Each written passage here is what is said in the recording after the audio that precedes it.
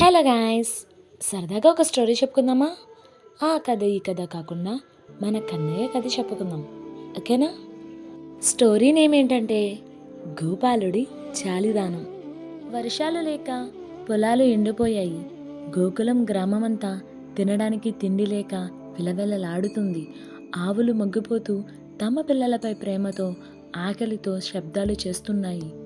గోపికల భయంతో తల్లి యశోద వద్దకు వచ్చి ఇలా అరిచారు. యశోదమ్మ, మా ఆవులు బలహీనమైపోతున్నాయి. తినడానికి ఏమీ లేదు. మా జీవనాధారం ఈ ఆవులే, కానీ మేము వాటిని ఎలా కాపాడుకోవాలి? తల్లి యశోద ఆ దుస్థితిని చూసి కన్నీళ్లు పెట్టుకుంది. కన్నయ్య ఆ గోలని విని బయటకు వచ్చాడు. చిన్న కుర్చీలో కూర్చున్న కృష్ణుడు తన ఆట చెరుకు కట్టుతో ఆవులను తలుచుకుంటూ ఇలా అన్నాడు. వర్షం కోసం ఎదురు చూడకుండా మనం ఏదైనా చేయాలి అని అన్నాడు. అప్పుడు యశోద మనం ఏం చేయగలం అని ఆందోళనగా అడిగింది. కృష్ణ, నువ్వు చిన్నపిల్లవాడివి, నువ్వేం చేయగలవు అని యశోదమ్మ అడిగింది. అప్పుడు కృష్ణుడు, అమ్మా, నాకు కొంచెం ఆహారం ఇవ్వు, నేను తీసుకెళ్లి గోవులకి ఇస్తాను. కృష్ణుడు తన స్నేహితులతో కలిసి గోకులంలో ఇంటింటికి వెళ్ళాడు. కృష్ణుడు ఇంటింటికి వెళ్ళి, అక్క, అన్న, మీ వద్ద గోధుమలు, నెయ్యి లేదా పాలు ఉంటే దయచేసి ఇవ్వండి, నేను వాటితో మా ఆవులకు సహాయం చేస్తాను. పిల్లలందరూ వాళ్ళ మధురమైన మాటలతో గోకులంలో ఇంటింటికి వెళ్ళి ఆహారాన్ని సేకరించారు. గోపికలు వాళ్ళకు తోచింది ఇచ్చారు. చిన్నపాటి దానంతో పెద్ద మొత్తాన్ని సేకరించారు. ఆహారం సేకరించిన తర్వాత గోవర్ధన పర్వతం వద్ద కృష్ణుడు సేకరించిన ఆహారంతో చిన్న యజ్ఞాన్ని మొదలుపెట్టాడు. ప్రకృతిని మళ్ళీ పునర్దించాలి. ఈ యజ్ఞం వల్ల వర్షాలు కురుస్తాయి.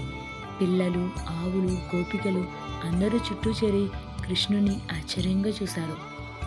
యజ్ఞం ముగిసిన వెంటనే ఆకాశంలో మేఘాలు సంతరించి మిద్దె మీద వర్షం మొదలైంది. పచ్చని గడ్డి మళ్ళీ చిగురించింది. ఆవులు ఆనందంగా మెట్లు తింటూ గోపాలకృష్ణుడి వైపు చూడసాగాయి. గోపికలందరూ, ఇది కృష్ణుడి మహిమ, ఇదంతా గోపాలకృష్ణుడి పుణ్యఫలమే. ప్రజలందరూ కృతజ్ఞతతో పెద్దలు, పిల్లలు, గోపికలు అందరూ కృష్ణుడిని కీర్తించారు. ప్రజలందరూ కృష్ణుడే మా రక్షకుడు, భక్తి, జాలి, ధర్మానికి ఆయనే ప్రతీక. తల్లి యశోద కృష్ణుడి దగ్గరికి వచ్చి ముద్దు పెట్టుకుంటూ ఇలా చెప్పింది, నువ్వు మా కుటుంబానికే కాకుండా ఈ లోకానికే వరం కృష్ణ అని. మన కన్నయ్య కథలో ప్రతి సంఘటన వెనక ఒక మెసేజ్ అనేది ఖచ్చితంగా ఉంటుంది. అలాగే ఈ సంఘటన వెనక కూడా ఒక మెసేజ్ ఉంది. ప్రతి సమస్యకు ధైర్యంగా పరిష్కారం కనుక్కోవాలి. సహాయం చేయడం ద్వారా మనం ఇతరులని రక్షించగలం. ప్రకృతిని ప్రేమించడం, దాని రక్షణ మన బాధ్యత. ఓకే గైస్, స్టోరీ ఎలా ఉందో కామెంట్ చేయండి. Please like, share and subscribe my channel. Thanks for watching. Follow for more.